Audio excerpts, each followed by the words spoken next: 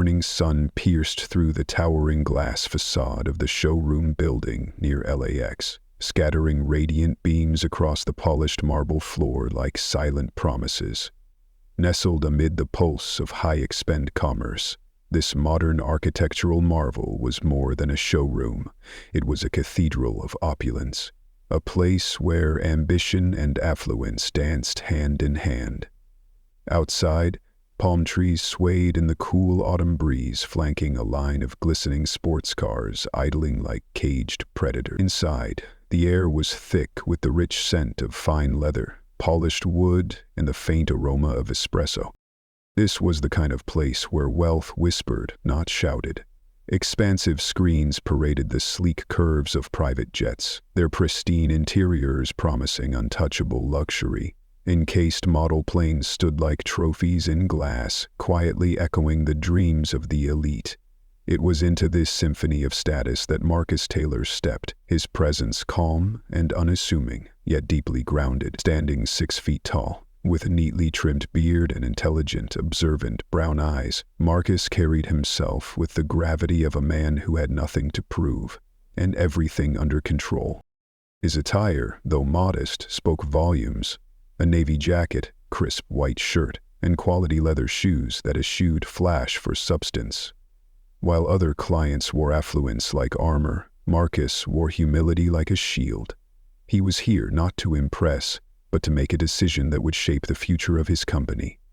As CEO of Taylor Skylux, one of the fastest-growing luxury airline services in the country, Marcus had come to purchase 2 jets, a step that would elevate his brand's elite offerings. Raised in the shadows of Chicago's South Side, Marcus had learned to read rooms with surgical precision. He noticed immediately how the suited, Rolex-clad gentleman to his right was swarmed by eager salespeople, while he, the quiet giant, was met with little more than a fleeting, dismissive glance. It wasn't new. Prejudice had never needed a reason beyond appearance. Approaching the reception desk, Marcus met the eyes of a young woman with a carefully composed expression. "Good morning.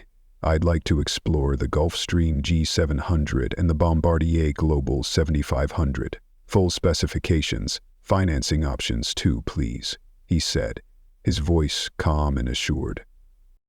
The receptionist faltered.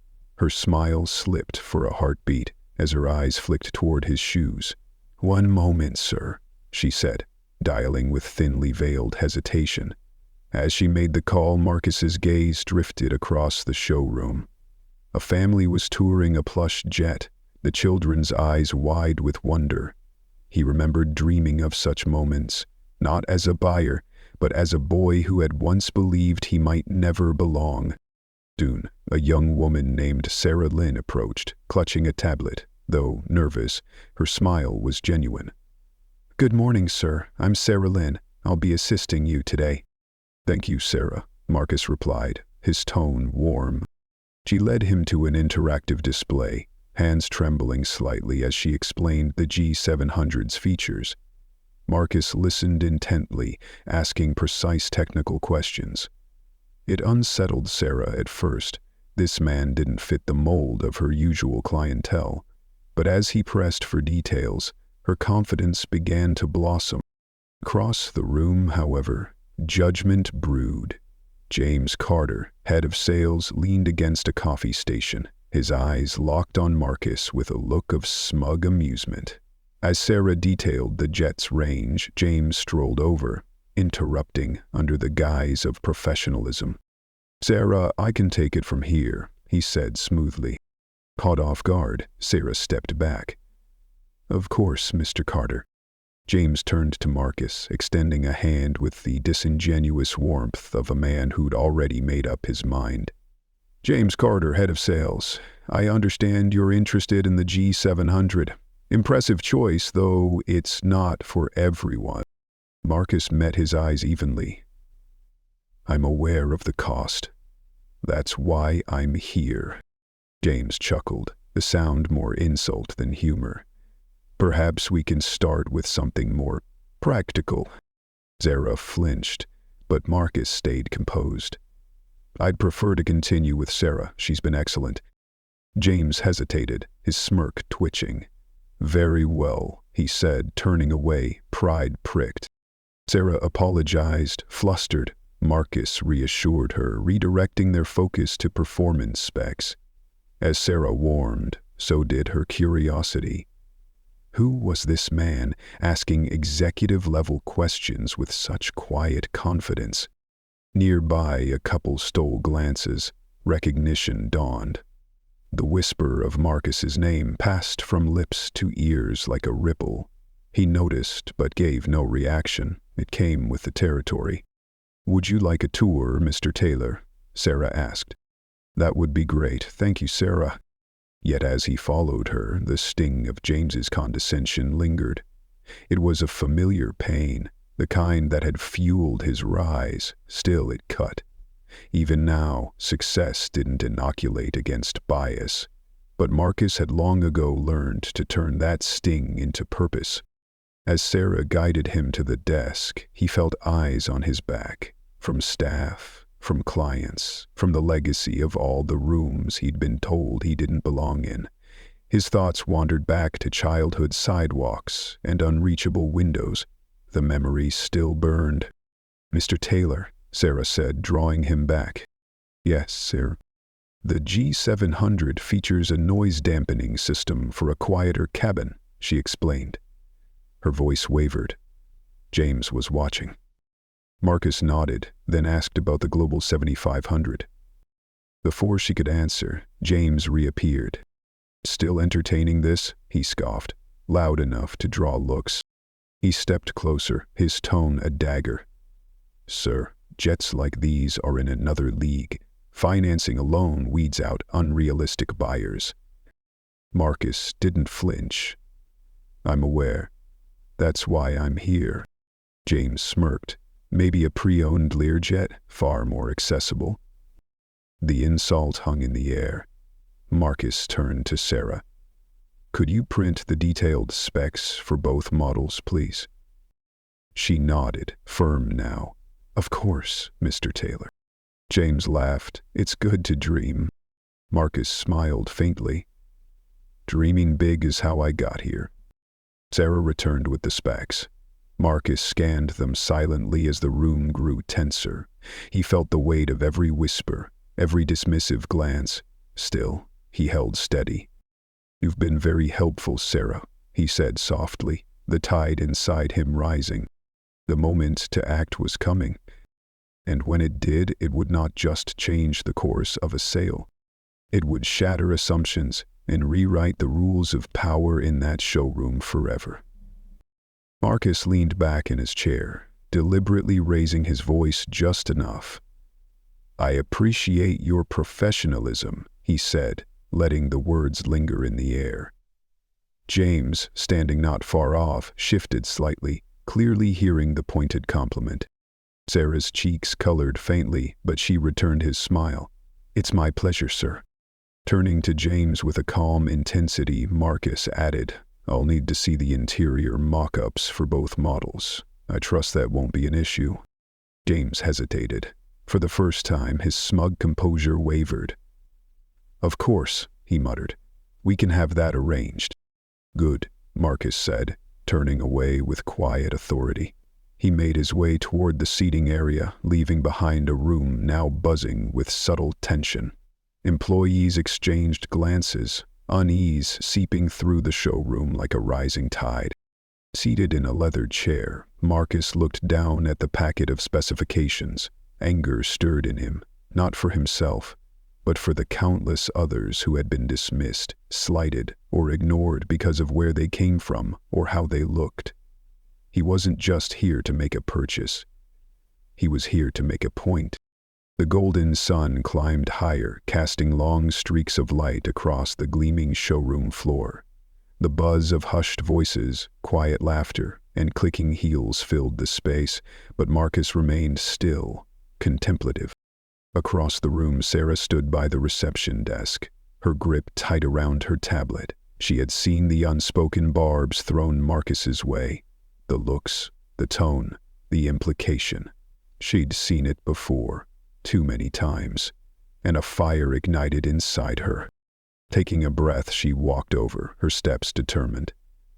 "Mr. Taylor," she said gently, "there are additional details on financing and customization not included in the packet. If you're interested, I can retrieve them." Marcus looked up, his gaze thoughtful. He sensed more behind her offer than mere formality. "I'd appreciate that, Sarah. Thank you." She nodded, hurrying to the office printer. Her fingers flew over the tablet as she accessed files typically reserved for vetted clients. Technically, she was overstepping, but something about Marcus had struck a chord. He wasn't just another visitor. He was someone who understood being underestimated. As the printer hummed, Sarah thought of her father, an immigrant who'd been overlooked for promotions because of his accent. She'd grown up witnessing that quiet pain, and now she had a choice: to stay silent or to stand up. Returning to Marcus, she handed him the newly printed documents. These might offer a clearer picture of what's available. He scanned the pages, then looked at her. "Why are you doing this, Sarah?" Her voice was soft but resolute. "Because it's the right thing to do." Before Marcus could respond, James reappeared, his smirk sharpened by insecurity. "What's this?" "Just information Mr. Taylor requested," Sarah said, her tone neutral. James took a step forward, lowering his voice. "Sarah, these files aren't meant for casual clients. We don't waste resources on those who haven't demonstrated intent." Marcus cut in smoothly. "They're not wasted," I asked, and Sarah delivered. "Is there a problem, Mr. Carter?" James faltered. "Of course not," he said, eyes narrowing. "Good," Marcus replied. "Then let's proceed without further interruption." James retreated, muttering under his breath, but Marcus was already dialing a number. "Yes, it's Marcus Taylor. Let's schedule that meeting for tomorrow to finalize details on both aircraft." Sarah stood nearby, stunned. Could it really be him, the Marcus Taylor, CEO of Taylor Skylux? She'd heard the name whispered in aviation circles, but never imagined meeting the man in person. "Thank you for your help, Sarah," Marcus said, offering her a warm smile. "You've gone above and beyond. I won't forget that." She flushed again, but this time with pride. "Just doing my job, sir."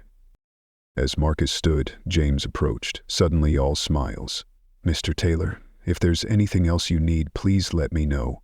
We value all our clients." Marcus regarded him coolly. "I'll keep that in mind." The morning wore on. Marcus remained seated, reviewing the documents. Nearby, James hovered, his energy tight and restless. When a group of new clients entered, James pounced. "The gentleman over there," James said loudly, pointing at Marcus, "has been taking up our time all morning, very interested in our top-tier jets, though it might be a bit of a stretch." The newcomers chuckled politely. Marcus heard every word but said nothing. His jaw tensed.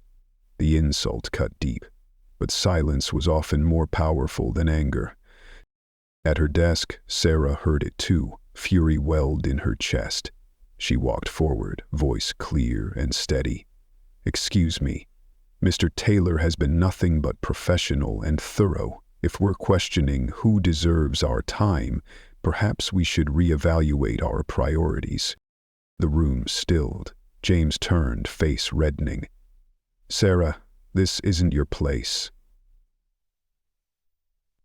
"Sarah, this isn't your place." The room stilled. The room stilled. The room stilled. The room stilled. The room stilled.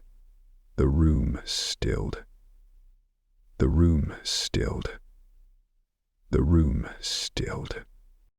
"My role," she shot back, "is to treat all clients with respect. If that's a problem, maybe the issue isn't with me." Gasps fluttered around them. James's voice rose. "This isn't a debate. If you can't follow protocol, you can leave." Before Sarah could answer, Marcus stood. His presence silenced the room.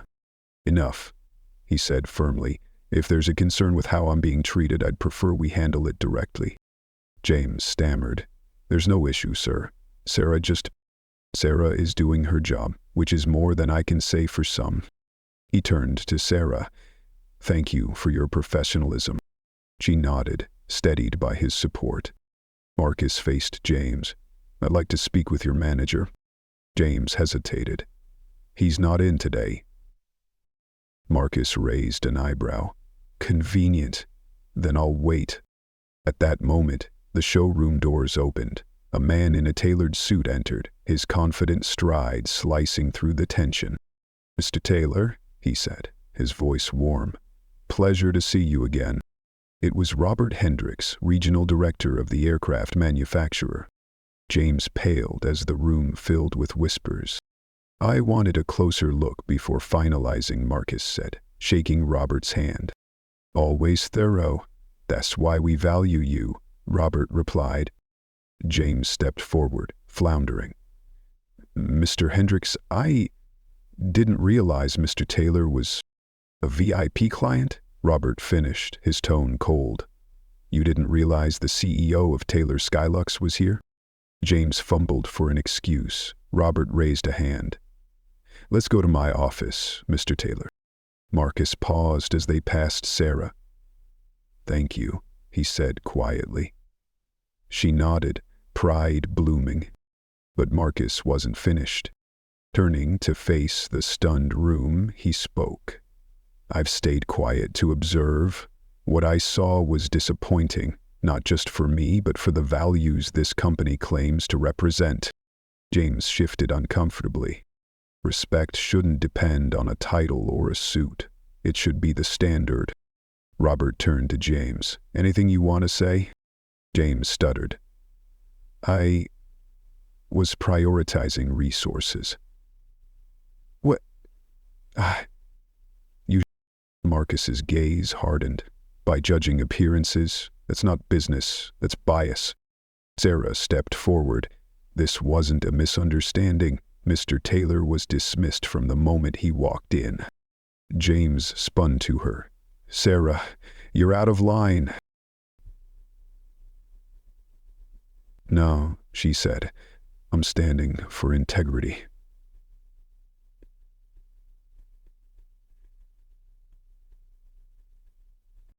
Robert stepped in. Enough. Mr. Taylor, we take this seriously. Let's talk in private. But Marcus held his ground. I want more than words. I need to trust the people I do business with. That means seeing real change. Robert nodded. You have my word. James blurted.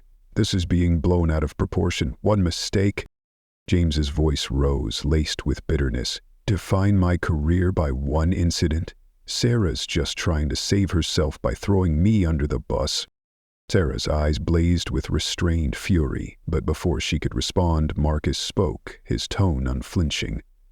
This isn't about saving anyone, he said evenly. It's about accountability. And right now, James, you seem to be the only one refusing to take responsibility.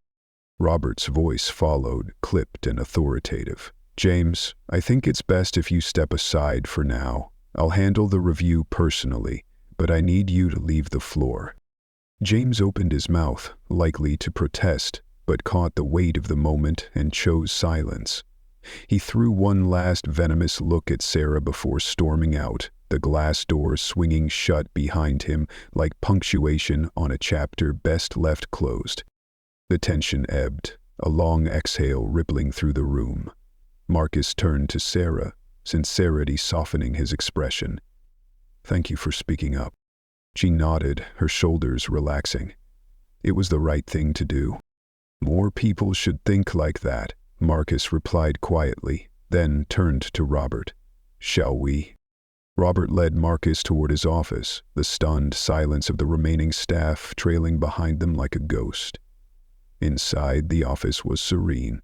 Worn leather chairs, framed aviation photos, a sleek desk that exuded command. As Robert spoke about policy reform and damage control, Marcus listened, but his thoughts lingered on the scene outside.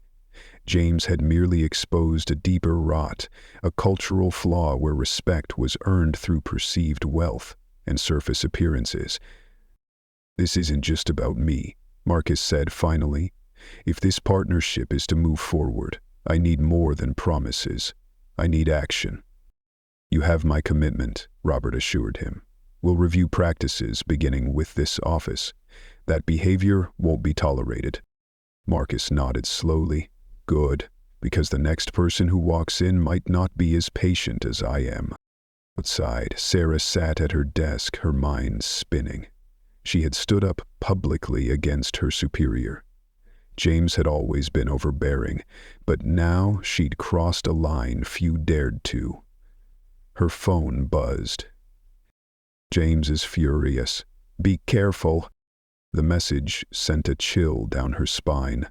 Doubt crept in. Had she made a mistake? Was her job now in jeopardy? But then she remembered her father, a man who had endured silent prejudice with dignity, yet taught her to always speak when it mattered most. She straightened, shoulders squared. She wasn't just defending herself. She was holding a mirror to a broken system. The door to Robert's office opened. Marcus approached her, his expression thoughtful. "Sarah," he said, his voice gentler now. "Yes, Mr. Taylor. I wanted to thank you again. What you did, it wasn't easy, but it mattered. Don't lose that courage." Her cheeks flushed with a different kind of heat, one of pride. "Thank you, sir. I just wanted to do what was right." "You did," Marcus replied, "and people notice. It's rare and valuable." As Marcus walked away, Sarah felt the full weight of the moment. Standing up had cost her comfort, maybe security, but it had earned her something more important: clarity. Later, she found herself alone in the break room, coffee in hand, eyes lost in the LA skyline. The city was a patchwork of ambition and adversity, much like her own journey. Her phone buzzed again. An email. From Robert Hendricks. Subject: Your future. Please stop by my office tomorrow. Her breath caught. Was it an end, or the start of something bigger? The next morning, Marcus returned to the showroom. The usual buzz was muted. Eyes followed him, but not with disdain, with curiosity, maybe even respect. He walked past the reception with deliberate calm. This visit wasn't about closure. It was about setting standards. Robert waited, documents ready. Marcus entered the office, shook his hand, and sat. "Let's not waste time," Marcus began. "I need specifics. What is being done?" Robert laid it out plainly. "A full review is underway. James Carter has been suspended. HR is involved. We're consulting a diversity and inclusion expert." "That's a start," Marcus said. "But if you want Taylor Skylux as a partner, this can't be about one man. The culture needs changing." Robert nodded. "We're committed. Leadership changes are on the table, including replacing James permanently." Marcus studied him. "Are you prepared to follow through?" "Yes, if the investigation confirms the patterns, he's out." "Good," Marcus said, "because respect must be real, not performative." A knock on the door interrupted them. Sarah entered, notebook in hand, nervous but collected. "Sarah," Robert said, "please join us." She sat, then spoke clearly. "I need to say more. James's behavior wasn't isolated. Since I started here, he's dismissed clients and made this place hostile. Yesterday was the first time I stood up. It shouldn't have taken so long." Marcus looked at her with quiet admiration. "And what do you want now, Sarah?" "I want change, real change. If that means reporting everything I've seen, I'll do it." Robert nodded. "Your input will guide how we move forward." Marcus added, "People like you create the path forward, and if you ever need support, you have mine." Sarah's voice cracked slightly. "Thank you. That means a lot." As the meeting ended, Marcus left with a firm handshake. He had come to buy jets. He was leaving having sparked a cultural reckoning. Later, as he sat in his car, the golden morning light danced across his dashboard. Promises had been made. Now came the waiting. Inside, Sarah stared at her screen, heart racing. Another message. James's meeting with execs. He's blaming you for everything. Her stomach twisted. The cost of speaking out was real. Upstairs, James Carter spun his narrative. This was a training failure. Sarah overstepped. Her actions jeopardized our relationship with Mr. Taylor. Executives exchanged wary looks. His words held polish, but rang hollow. Then the door opened. Marcus Taylor walked in. The temperature in the room dropped. "Good morning," he said, calmly taking a seat. He looked directly at James. "Hope I'm not interrupting anything important." James faltered. "Mr. Taylor, we were just discussing the Taylor yesterday's events," Marcus finished, his gaze unreadable. He leaned forward, ready to speak the truth. Marcus leaned forward, eyes locked on James, his voice razor-sharp. "Miscommunication," he repeated, each syllable slicing through the charged air. "That's an interesting word for what happened. I call it open disrespect and a complete lack of professionalism." The room went still. James opened his mouth, but Marcus continued, his tone rising with deliberate control. "Let's be clear. I walked in as a potential client, one of your biggest, and was treated like I didn't belong. That wasn't a misunderstanding. That was a choice." An executive across the table shifted uncomfortably, then spoke up. "Mr. Taylor, we hear you, and we are committed to addressing this properly. But we want the full picture." "You want the full picture," Marcus said, his voice calm but loaded. "Then let me paint it for you. Your head of sales dismissed me based purely on assumptions and enabled a culture that allowed that behavior to flourish. That's not just his mistake. That's a systemic failure." James flushed, a forced smile creeping onto his face. "With all due respect, Mr. Taylor, I think you're misunderstanding my intentions. I've always prioritized what's best for this company. By disrespecting clients and undermining your colleagues," Marcus interrupted, slicing through James's weak defense. "If that's your idea of leadership, I question why you were ever in this position." The atmosphere turned thick, heavy with unspoken judgments. Around the table, some executives looked down. Others met Marcus's eyes with discomfort or dawning realization. Sensing the shift, James pivoted. "I've been here for years. My track record speaks for itself. Yesterday was an outlier. Let's not focus on isolated incidents." Marcus leaned back slowly, but his tone hardened. "Moving forward requires acknowledging the past. If you can't admit your failures, you have no place in leadership." The silence that followed was different, reverent, weighty. One of the senior executives finally spoke, their tone careful. "Thank you for your honesty, Mr. Taylor. We'll take this under serious review." Marcus stood but paused at the door. "One more thing. If Sarah Lynn hadn't had the courage to speak up, I wouldn't be standing here. That's leadership, not whatever this was." As he exited, the room seemed smaller, deflated. Back in the meeting room, Marcus's composure remained steady, but James's facade was crumbling. Desperation leaked through his every word and movement. "Let me be clear," Marcus said, his voice iron. "This deal isn't just another contract.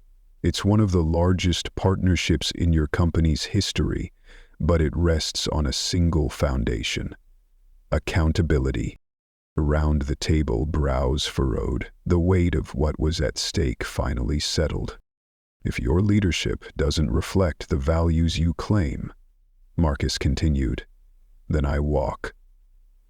Effective immediately. A senior executive leaned forward, Are you saying this entire deal depends on how we handle this situation? That's exactly what I'm saying, Marcus replied. Respect is non-negotiable. So is integrity. James turned pale, sweat forming at his temples. He grasped for a last lifeline. Mr. Taylor, he said, his voice almost smooth, but faltering at the edges. Let's not let this derail something we can fix. I'm willing to handle this, personally. Marcus raised an eyebrow. And what exactly do you propose, Mr. Carter? James hesitated, then reached into his pocket and slid a folded note across the table. Think of it as a gesture of goodwill, he said quietly. A way to move forward. Marcus unfolded the paper, scanned the number, then looked up, expression unreadable. You're trying to bribe me to save your job, he said plainly. Gasps, silence, disbelief. No, James stammered. You hoped I'd look the other way, Marcus said. But let me be clear, integrity can't be bought. James's shoulders sagged, his hands went to his face. The room was still as judgment descended. Then, a soft knock. Sarah entered, holding a folder, her presence firm but understated. Mr. Hendricks, she said to Robert, I have something to share. He nodded. She stepped forward, placing the folder on the table. Over the past few months, I've documented multiple incidents involving James Carter. Discriminatory behavior, hostility, undermining clients and staff. These are his own emails and communications. Robert opened the folder. His face darkened. Murmurs swept through the room. James tried to object. She's fabricating this, a personal vendetta? Sarah met his gaze. These are your own words. You can't deny them. The room went silent. Robert closed the folder slowly. Mr. Carter, he said, voice low but decisive. Effective immediately, you're suspended pending final review. But based on this, I doubt we'll need one. James deflated, slumping back, defeated. Robert turned to Sarah. Ms. Lynn, thank you. Your courage won't go unnoticed. Marcus stood. Change isn't easy, but it starts here. Don't waste this moment. He left the room with the weight of change at his back. The next day, Marcus returned to Robert's office. The air was quieter, but purposeful. Robert folded his hands. Mr. Taylor, thank you for your patience. Marcus nodded. Patience isn't the issue, progress is. We're reviewing everything, James's conduct, Sarah's documentation, and we're facing a much-needed reality check. Marcus leaned in. This isn't just about one man. It's about culture. If we're going to move forward, I need a commitment to structural change. Understood, Robert said. What do you propose? First, remove James permanently. Second, company-wide side diversity and inclusion training, from interns to executives. Robert nodded slowly. It's ambitious, but it's necessary. You have my word. Marcus stood, extending a hand. I'll hold you to it. That afternoon, an internal memo confirmed James Carter's suspension. It outlined new initiatives, company-wide training, revised HR policies, and a renewed focus on ethical leadership. This September, he continued. Sunday. Every boss in the company is told he can no longer work against the Sunday. For Sarah, it was overwhelming. Respectful glances came from colleagues who'd once looked right through her. Later, Robert approached her. Sarah, your voice changed everything. We'd like to promote you to a management role. Sarah froze. I don't know what to say. Say yes, Robert smiled. You've earned it. She nodded, emotion building. Thank you. I won't let you down. Across the building, James sat alone in his darkened office, his empire reduced to silence. the future he'd built on fear and ego now slipping away. Meanwhile, Marcus passed through the showroom one final time. He saw Sarah, now surrounded by colleagues, speaking with strength and confidence. He paused for just a moment, smiled, then walked out into the fading sunlight. The city glowed before him, the world just a little more just than the day before. And though the road ahead would remain uncertain, Marcus knew this: change had begun, and it was unstoppable. James Carter strode into the room with a volatile mix of frustration and defiance. Though his suspension had been issued just hours before, he returned not to seek redemption, but to make a final, defiant stand. Near the showroom entrance, Marcus Taylor was in calm conversation with Robert Hendricks and a few company executives, their tone composed as they discussed the implementation of cultural reforms. But when James's voice cut through the air, it shattered the moment. "So this is how it ends," he bellowed, sarcasm dripping from every word. "The great Marcus Taylor waltzes in and bends an entire company to his will. Congratulations, you've weaponized your influence perfectly." The room fell into stunned silence. "You're not here to make anything better," James continued, his voice rising. "You're here to play the hero, to stroke your ego while tearing down everything I built." Marcus slowly turned to face him. His expression was unreadable, controlled, unreadable, strong. He waited, letting the accusation hang. "Are you done?" Marcus asked, his tone even but razor-sharp. James faltered, thrown off by Marcus's unshaken demeanor, but then he doubled down. "You think you're different. You're not. You used your power to push your agenda. You're no better than the very people you claim to stand against." Around the showroom, employees stopped what they were doing, drawn by the unfolding drama. Sarah Lynn stood silently nearby, her pulse quickening as she watched the confrontation spiral. But when James turned his venom toward her, she stepped forward. "You're wrong, James," she said, voice steady and full. "Mr. Taylor didn't exploit anything. He highlighted what you've spent years covering up. A culture of fear, bias, and silence." James sneered. "Of course you'd take his side. You've been waiting for a chance to take me down." "I didn't take you down," Sarah replied. "You did that all by yourself." Murmurs of agreement spread among the employees, many now emboldened by her courage. Marcus stepped forward. "This isn't about taking anyone down," he said, his voice calm yet commanding. "This is about building something better. And people who resist that change, people who cling to power with fear instead of vision, don't belong here." Before James could respond, Robert raised a hand. "That's enough," he said firmly. "James, your behavior today has only confirmed what we already knew. Effective immediately, your employment with this company is terminated." James stood frozen for a moment, rage and disbelief etched into his face. Then he stormed out, the door slamming behind him. Robert turned to the room. "Let me be clear. This isn't just about James. This is about setting a new standard. One where respect and professionalism aren't optional. They're expected. And that standard starts now." Applause rippled through the showroom, quiet but sincere. Marcus felt a calm satisfaction, not as a man who had won a battle, but one who had helped others find their voice. As he prepared to leave, Sarah approached him. "Thank you," she said, her voice thick with emotion. Marcus smiled. "You stood up long before I did. You don't need thanks. You need to keep going." He stepped into the cool evening air, exhaling deeply. This wasn't just a deal anymore. It was a movement. That same week, a press event was held in a grand hall downtown. The banners displayed both Taylor Skylux and the aircraft manufacturer's logos. But the event was more than corporate ceremony. It was a declaration.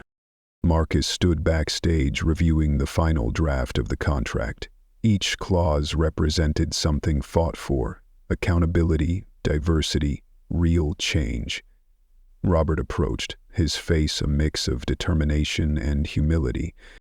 "Ready?" he asked. "Let's do this," Marcus replied. As Marcus stepped to the podium, the room fell silent. He looked over a crowd filled with reporters, executives, and young professionals. "Today marks the start of a powerful partnership," Marcus began. "But it's more than business. It's a shift in how we lead." He paused, then continued. "When I first walked into that showroom, I wasn't seen, I was judged. And I know I'm not alone in that experience." Gasps and murmurs rippled through the crowd. "This partnership includes policies that ensure inclusion and equity are not buzzwords, they're standards." Applause followed as Marcus stepped back. Robert joined him to speak about the company's reform roadmap, but Marcus had already set the tone. Later, in a side room, journalists surrounded Marcus. "We'll attach these conditions to a business deal?" "Because change starts at the top," Marcus answered. "Culture flows from leadership. Respect isn't optional." Across the building, Sarah addressed a group of junior employees. Her words were simple, but powerful. "Calmed voice can be the beginning of everything. Mine wasn't loud, but it was honest. That was enough." "Weren't you scared?" someone asked. "Of course," she said, "but fear passes. Regret doesn't." That evening, Marcus and Sarah crossed paths again. He nodded with quiet approval. "What you did today was inspiring," he said. "So was what you did," she replied. "You've set a high bar." "You'll surpass it," Marcus said, smiling. The next morning, Marcus returned to Taylor Skylux. In a glass-walled boardroom overlooking the city, he laid out a new strategic vision, one that prioritized ethical leadership alongside growth. "This isn't just about revenue," Marcus told his team. "It's about showing what's possible when people come first." But just as the team wrapped up, his assistant entered with a folder. "You'll want to see this. A rival is expanding into our markets, aggressively." Marcus scanned the report, then closed it calmly. "Let them come. We're not just a company, we're a standard." Weeks later, headlines would read, "Marcus Taylor's stand reshapes an industry." But to him, the true win wasn't press. It was seeing people like Sarah rise, knowing future leaders would walk through more open doors. And so his journey continued, not just as a CEO, but as a change maker. One voice, one stand, one movement at a time. And in a world often built on silence, his echo remained. Real change begins when we choose to speak. The question that lingered was no longer, can we change, but will we?